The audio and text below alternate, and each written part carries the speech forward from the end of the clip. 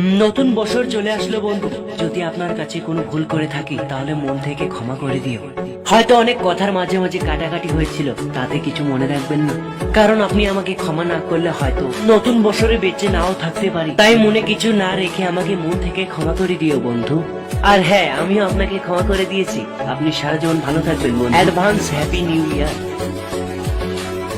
Happy new year 2026 to all. তোমাদের আজকে বছরের প্রথম দিন কেমন কাটলো আমাকে কিন্তু জানাতে পারো। আর এখানে আমি খুবই নর্মাল একটা পেন্টিং করছিলাম, এটা অবশ্য কালকে রাতেই করেছি, তবে পোস্ট আজকে করলাম।